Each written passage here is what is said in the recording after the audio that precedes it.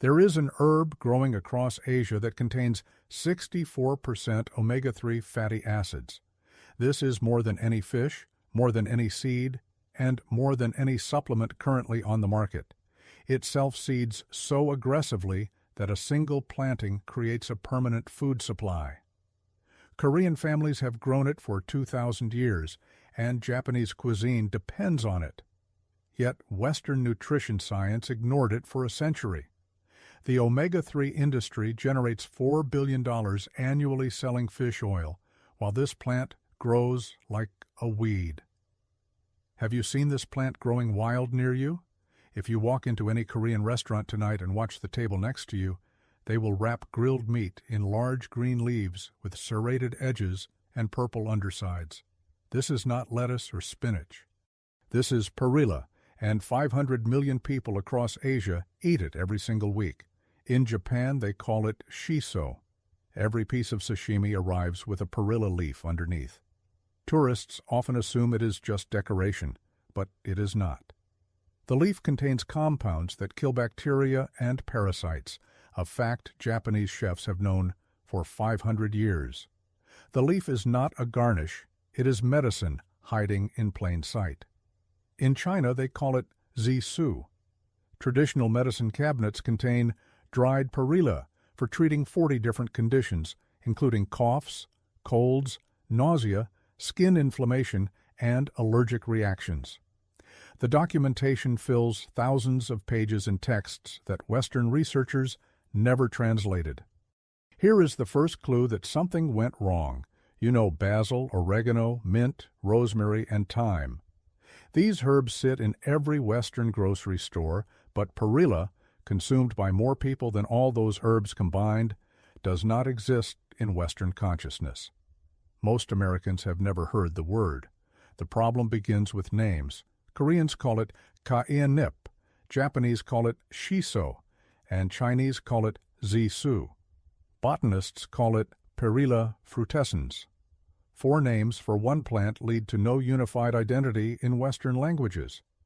When a plant has no consistent name, it has no consistent presence in databases, cookbooks, or research funding.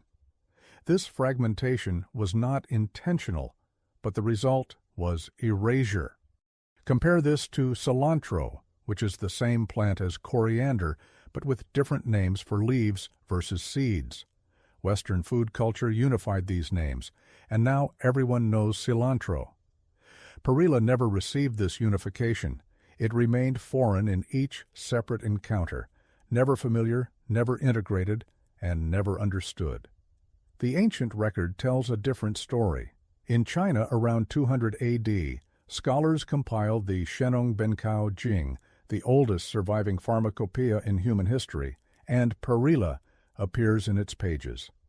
The text describes using the leaves for respiratory ailments and the seeds for digestive problems. 2,000 years ago, Chinese physicians understood this plant's value. In Korea, a royal physician named Heo Jun spent 15 years writing the Donggi Bogum, finishing in 1613. This encyclopedia of Korean medicine documented 17 distinct uses for perilla, treating coughs, calming nausea, reducing inflammation, and promoting digestion. The book became Korea's most important medical text and guided physicians for 4 centuries. Yet Western scholars did not translate it until 1999. That is 386 years of medical knowledge locked behind a language barrier. In Japan, during the Edo period, which lasted from 1603 to 1868, perilla cultivation reached 90% of farming households. Families grew it for food, medicine, and lamp oil. Before electricity, Japanese villages pressed perilla seeds for oil to light their homes. The crop served 3 functions simultaneously: food on the table, medicine in the cabinet, and light in the darkness. But what matters most for survival is that perilla self-seeds with a ferocity that borders on aggression. A single plant produces between 1,000 and 4,000 seeds, and 85% of those seeds will germinate. They remain viable in soil for 5 years or longer. If you plant perilla once during one good season, it returns the next spring without permission. The spring after that, it returns again and again. Korean farming villages have documented perilla patches growing on the same land for 10 generations with no replanting and no purchasing of new seeds. The crop simply continues. In agricultural terms, this is called naturalization. In practical terms, this is permanent food infrastructure. One decision by one ancestor feeds descendants for centuries. The leaves contain 3.9 grams of protein per 100 grams of fresh weight, which exceeds spinach, kale, and most leafy greens that Western nutritionists celebrate. The calcium content reaches 230 milligrams, the iron content reaches 1.7 milligrams, and the vitamin A concentration hits 5,520 international units. The leaves provide a complete nutritional package from a plant that requires no annual replanting, but the seeds hold the real treasure. In 1991, researchers at the National Institute of Nutrition in India analyzed perilla seed oil and found alpha-linolenic acid concentrations between 54% and 64%. Alpha-linolenic acid is the plant form of omega-3 fatty acids. At 64%, no other plant on Earth comes close.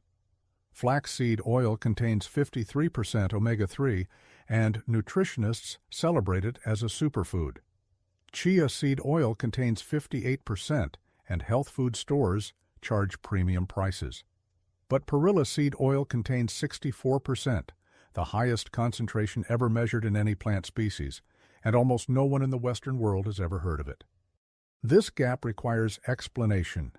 In the 1970s, Danish researchers traveled to Greenland to study Inuit populations and noticed that despite eating enormous amounts of fat, the Inuit had extremely low rates of heart disease.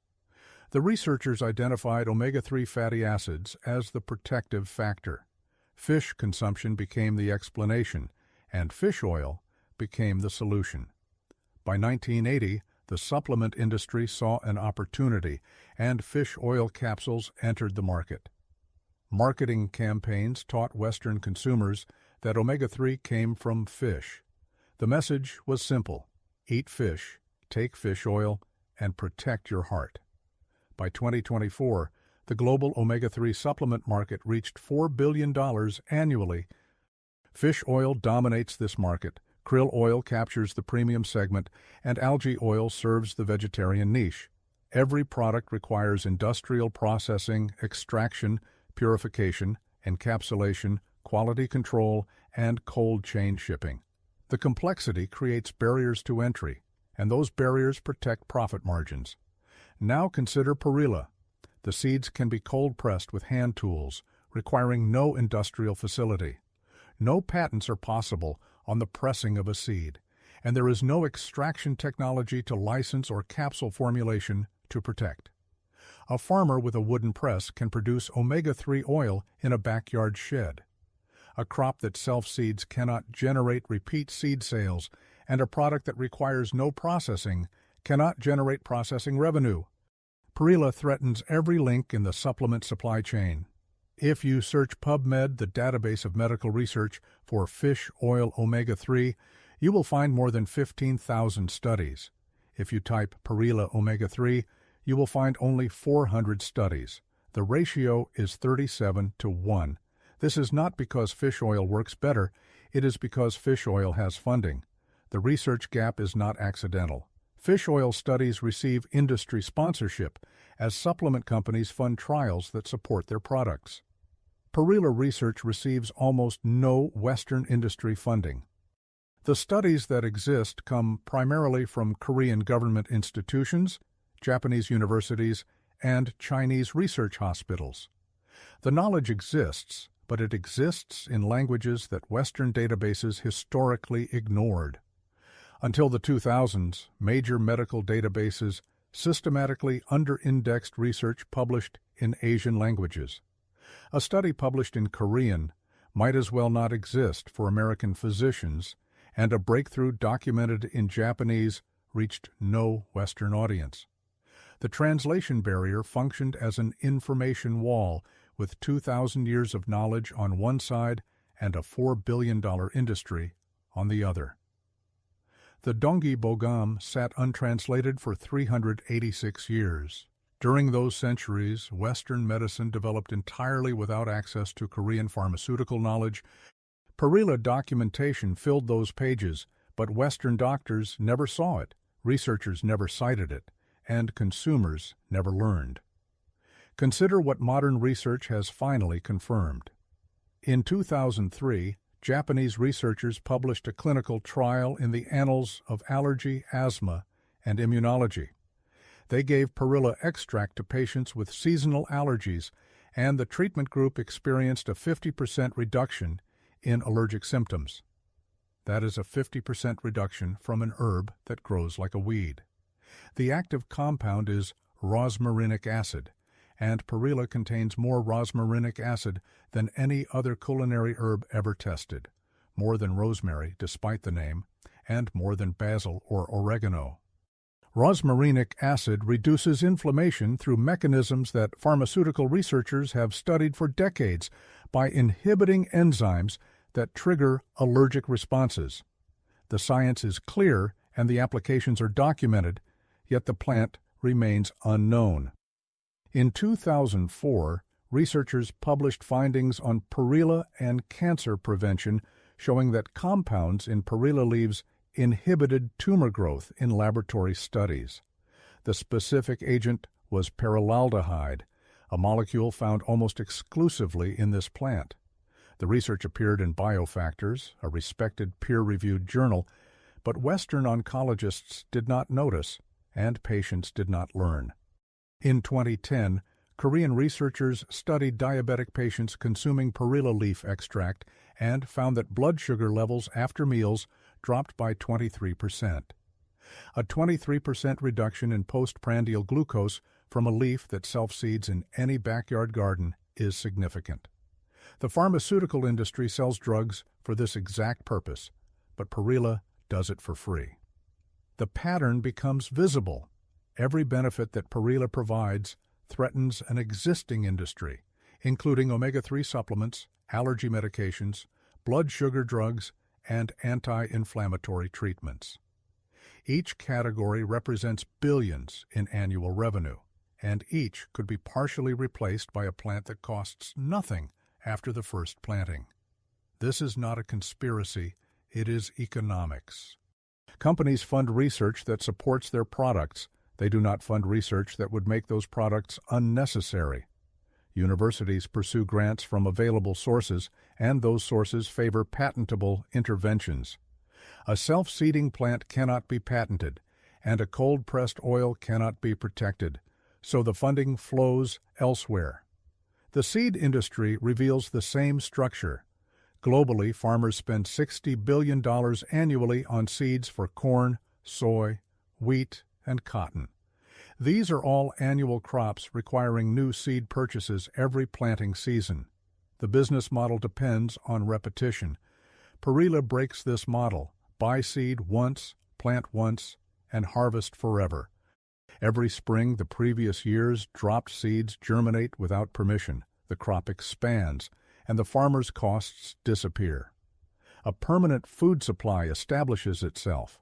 No corporation benefits from this transaction, no quarterly earnings improve, and no shareholder value increases. The same pattern appeared with white clover. For 80 years, American lawn seed contained clover because it fertilizes soil for free. Then herbicide manufacturers needed peacetime markets, so they removed clover from seed mixes and sold poison to kill what they had previously sold as beneficial. 3 generations later, homeowners pay for fertilizer that clover would have provided at no cost. Perilla faced no such active campaign. The mechanism was simpler: neglect. A plant that generates no repeat revenue generates no marketing budget. The system that promotes profitable plants simply ignored the non-profitable ones. But the plant waited. Perilla has grown in Asia for 2,000 years, surviving dynastic collapses, wars, industrialization, and being ignored by the most powerful food system in human history. It is still there, still growing, and still producing 64% omega-3 in its seeds. You can grow it yourself. Perilla thrives in USDA zones 4 through 10, covering most of the continental United States and equivalent climates in Europe. The plant tolerates poor soil, drought once established, and general neglect. These are the characteristics of a survival crop. Plant seeds directly in soil after the last frost date, or start them indoors 6 weeks earlier. Space plants 12 inches apart, though they tolerate crowding. Water occasionally during establishment. After the first season, water becomes optional as the plant adapts to local rainfall. Harvest leaves throughout the growing season. They taste like a combination of mint and basil with hints of anise. Eat them fresh in salads, wrap them around grilled meat, add them to soups, or dry them for tea. In the fall, allow some plants to flower. The flower spikes produce thousands of seeds. Let them drop and scatter to establish next year's crop without any action from you. This is the self-seeding promise. Collect excess seeds for oil production. Small hand presses cost less than $100. Cold pressing extracts oil without damaging the omega-3 content. One harvest provides a year of omega-3 supplementation with no capsules, no fish, and no industry. The seeds also store indefinitely when kept dry. Traditional Korean households maintain seed supplies for years. The emergency value is obvious. If supply chains fail or industrial systems collapse, the seeds in your shed still grow. This is what resilience looks like. A plant that returns every spring without asking, feeds you, provides medicine, and replants itself while you sleep. Asia did not hide anything. The knowledge was always public and available. The question is why Western systems failed to notice. Why are there 15,000 studies on fish oil and only 400 on perilla? Why is $4 billion spent on supplements that a backyard garden could replace? The answer is structure. Economic systems see what benefits them. Research follows funding, and funding follows patents. Perilla cannot be controlled. It becomes wild and free. What cannot be owned cannot be sold, and what cannot be sold cannot be marketed. You know now that the highest omega-3 plant exists, and that one planting creates permanent food infrastructure. The information threatens revenue streams, but the plant does not care about revenue. It cares about reproduction and establishing itself wherever soil and sunlight permit. If this story changed how you look at the potential of your own backyard, please subscribe and like this channel. We are dedicated to uncovering the natural history and ancient wisdom that modern systems have overlooked. It is time to cultivate a more resilient future. Our next exploration into nature's hidden treasures will be released soon.